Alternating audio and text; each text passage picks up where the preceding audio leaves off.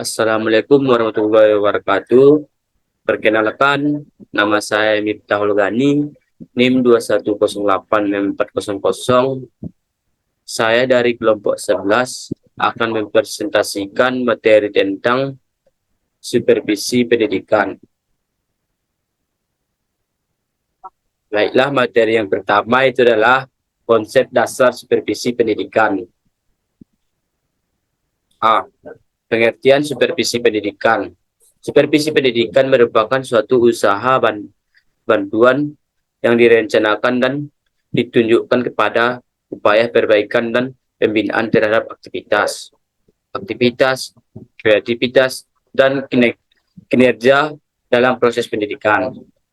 Melalui kegiatan supervisi pendidikan tersebut, sebagai faktor pendukung dan faktor penghambat yang berpengaruh terhadap proses belajar, mengajar, akan dianalisis, dinilai dan ditentukan bagaimana pemecahan masalah agar proses pendidikan di sekolah berjalan sesuai dengan apa yang telah direncanakan sebelumnya. Berikut adalah B. Rasional supervisi pendidikan. Alasan rasional mengapa supervisi itu penting adalah untuk memperbaiki pengajar atau pembelajaran, untuk mendukung proses pembelajaran yang bermutu. Hal tersebut juga ditentukan oleh berbagai unsur dinamis yang akan ada di dalam sekolah dan lingkungannya sebagai suatu kesatuan sistem. Menurut Duensen dan Butterworth, ada 10 faktor penentuan terwujudnya proses pembelajaran yang bermutu, yaitu sebagai berikut. Yang pertama itu adalah keefektifan kepemimpinan kepala sekolah. Yang kedua, partisipasi dan rasa tanggung jawab guru dan staf. Yang ketiga, proses belajar mengajar yang efektif. Yang keempat, pengembangan staf yang terprogram. Yang kelima, kurikulum yang relevan. Yang keenam, memiliki visi dan misi yang jelas. Yang ketujuh, iklim sekolah yang kondusif. Yang kedelapan, penilaian diri terhadap kekuatan dan kelemahan. Yang kesembilan, efektif, baik, dan internal maupun eksternal. Yang ke-10, keterlibatan orang tua dan masyarakat secara inklusif. Materi berikutnya adalah C. Tujuan supervisi pendidikan. Menurut Wahyudi, dalam Kristiawan tahun 2019, bahwa supervisi pendidikan memiliki tujuan untuk meningkatkan kemampuan secara profesional dan teknik bagi guru, kepala sekolah, serta profesional sekolah lainnya, agar proses pendidikan yang telah disusun mampu berjalan sesuai yang diharapkan. Hal terpenting yaitu kegiatan supervisi mampu dilaksanakan dengan dasar kerja sama, kolaborasi, dan partisipasi, bukan berdasarkan atas kepatuhan maupun paksaan. Menurut Ametembu tahun 2007, tujuan supervisi pendidikan sebagai berikut. Yang pertama, membina guru untuk lebih memahami tujuan pendidikan. Yang kedua, melatih kesanggupan guru untuk mempersiapkan peserta didik menjadi anggota masyarakat yang efektif. Yang ketiga, membantu guru untuk mengadakan diagnosis.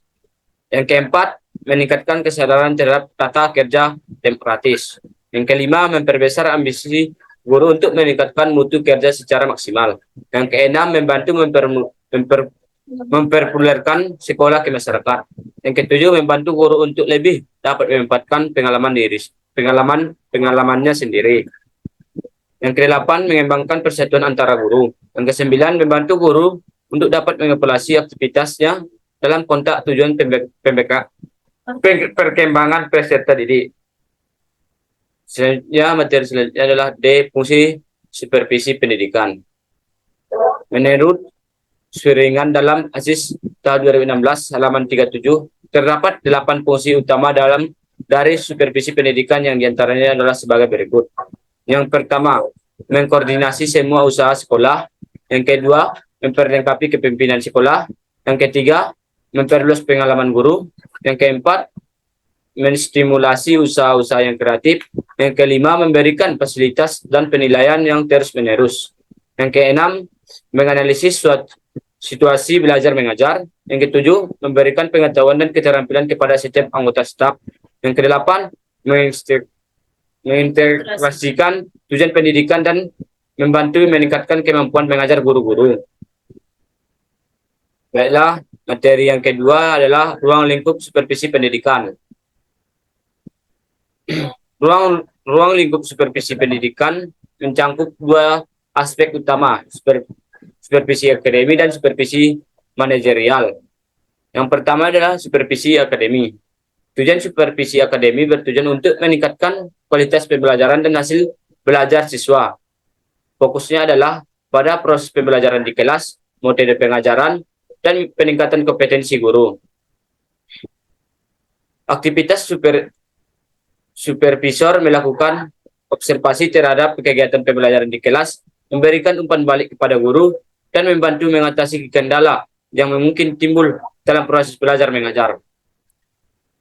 Hasil supervisi akademi diharapkan dapat meningkatkan efektivitas pembelajaran, kualitas materi pelajaran, dan pencapaian kompetensi siswa.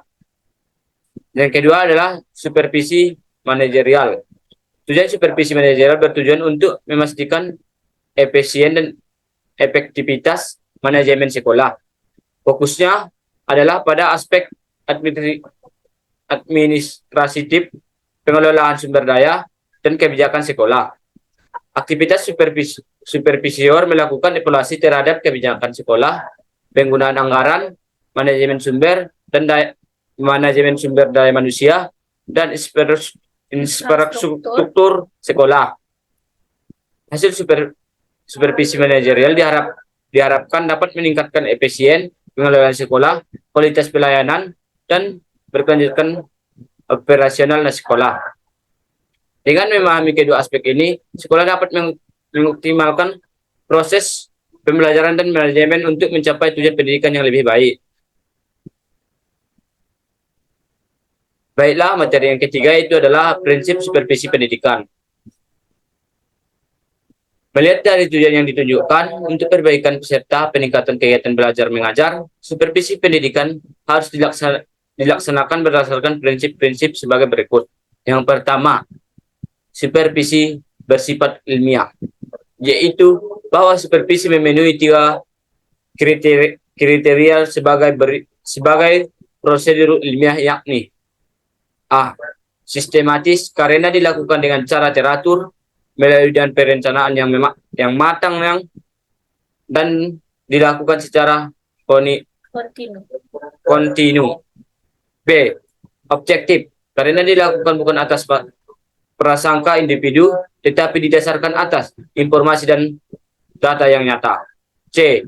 Menggunakan instrumen yang baik untuk mengumpulkan data sehingga data yang diperoleh benar-benar data yang terandalkan. 2. Supervisi dilakukan dalam prinsip demokratis karena perintah atau takut atasan, tetapi dilakukan dalam situasi kekeluargaan melalui masyarakat, melalui musyawarah, saling memberi dan menerima. 3. Supervisi dilakukan dengan cara kerjasama, kooperativan, dan selalu mengarahkan kegiatan untuk mencapai tujuan bersama dengan menciptakan situasi belajar mengajar yang lebih baik. Yang keempat, supervisi bukan dilakukan dengan instruktif, tetapi atas dasar kreativitas dan inisiatif guru sendiri, di mana supervisor hanya memberikan dorongan agar terciptanya suatu belajar mengajar dengan baik. Yang kelima, supervisi dilakukan dengan suasana terbuka, tidak sembunyi-sembunyi, tetapi dengan cara terus terang melalui pemberitahuan baik resmi maupun tidak resmi, sehingga guru yang akan supervisi sudah mengetahui terlebih dahulu bahwa akan disupervisi. Yang keenam, supervisi bukan hanya tertuju kepada suatu atau lebih unsur yang ada di sekolah, tetapi meliputi guru, kepala sekolah, pegawai, tata usaha, dan objek meliputi kurikulum, sarana pembiayaan, kesiswaan, kegiatan humas, dan tata laksana. Ari Kunto dalam ASIS tahun 2016 halaman 34. Selanjutnya, materi keempat adalah peranan kepala sekolah sebagai supervisor pendidikan. Peranan kepala sekolah sebagai supervisor pendidikan sangat penting dalam memastikan kualitas pendidikan yang diberikan di sekolah. Berikutnya adalah beberapa peran utama kepala sekolah sebagai supervisor pendidikan. Yang pertama, memantau proses pembelajaran. Kepala sekolah harus memastikan bahwa proses pembelajaran di sekolah berjalan dengan baik. Mereka dapat melakukan observasi kelas, memberikan umpan balik kepada guru, dan memastikan bahwa kurikulum yang digunakan sesuai dengan standar pendidikan yang diterapkan. Yang kedua, memberikan dukungan kepada guru. Sebagai supervisor pendidikan, kepala sekolah harus memberikan dukungan kepada guru dalam meningkatkan keterampilan mengajar mereka.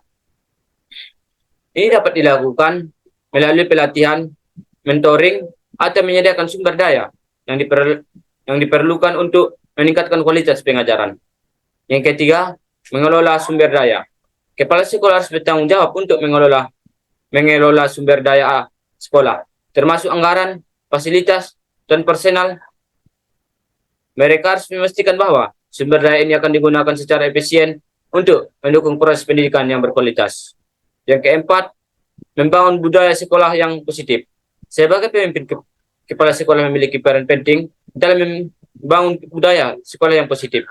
Mereka harus menjadi contoh bagi siswa dan staf dalam hal integritas, kerjasama, dan komitmen terhadap pembelajaran.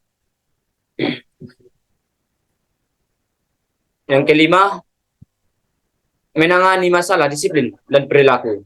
Kepala sekolah juga harus menangani masalah disiplin dan perilaku di sekolah. Mereka harus memastikan bahwa aturan dan prosedur disiplin diterapkan secara konsisten dan adil, sambil memberikan dukungan kepada siswa yang membutuhkan. Yang terakhir adalah mengkoordinasi program pendidikan. Kepala sekolah bertanggung jawab untuk mengkoordinasi sebagai program pendidikan yang ditawarkan di sekolah, termasuk program ekstrakurikuler, program bimbingan dan konseling, dan program pengembangan karakter. Sekian presentasi dari saya. Mohon maaf atas kekurangan dan kesalahan dari saya. Terima kasih atas perhatiannya. Assalamualaikum warahmatullahi wabarakatuh.